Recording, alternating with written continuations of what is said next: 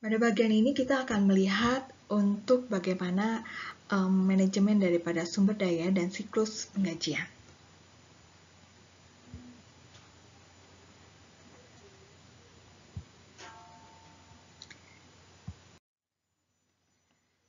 Tujuan pembelajaran di sini berkaitan dengan aktivitas bisnis utama berkaitan dengan operasi proses informasi yang disajikan daripada manajemen sumber daya manusia, yaitu siklus penggajian.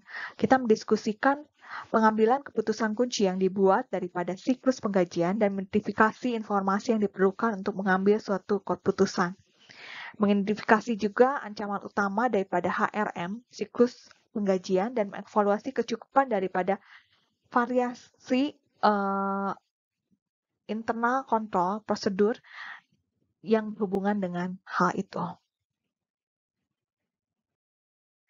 Untuk proses manajemen sumber daya di sini diawali dengan rekrut dan bagaimana karyawan itu mulai pertama dipekerjakan pada saat masih karyawan baru ya. Lalu training, penugasan kerja ya. Jadi job desk-nya jelas, lalu ada kompensasi untuk gajinya dan juga evaluasi kinerja atau penilaian kinerja, dan juga di sini adalah untuk karyawan yang sifatnya voluntary dan involuntary ya, yang tidak sukarela. Jadi di sini pembebanan biaya untuk karyawan tersebut seperti apa ya nilainya.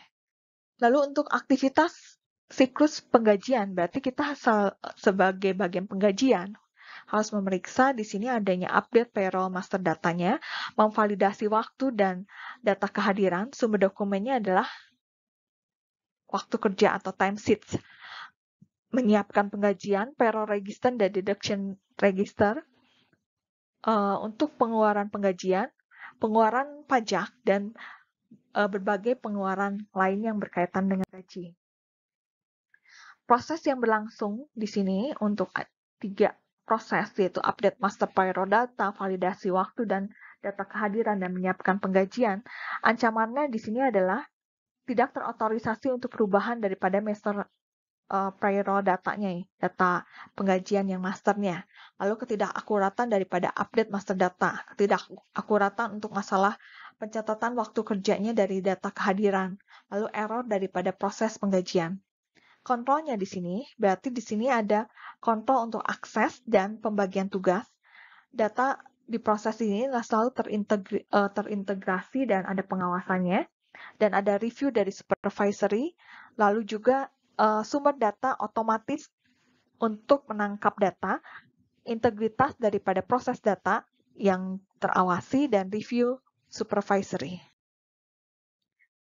Untuk proses keempat dan kelima, yaitu pengeluaran penggajian dan pengeluaran pembayaran pajak, ancamannya di sini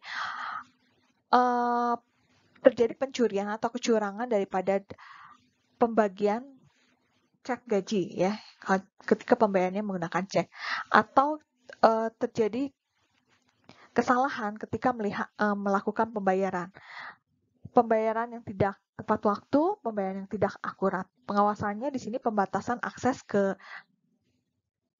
payroll kosongnya, cek payroll kosong ketika menggunakan cek pembayarannya, dan ada mesin untuk penerangan cek, memisahkan antara dana yang bisa langsung dicairkan gitu ya. Lalu yang kedua, mengkonfigurasikan sistem untuk membuat pembayaran otomatis agar bisa tepat waktu, dan pembayaran otomatis tersebut juga dipastikan selalu dibayarkan tepat waktunya ya. Lalu proses integrity control dan supervisory review. Jadi selalu diawasi.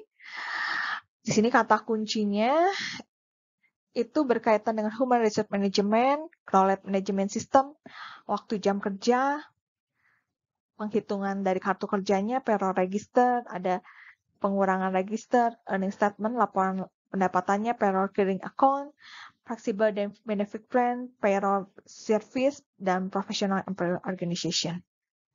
Oke, sekian. Terima kasih.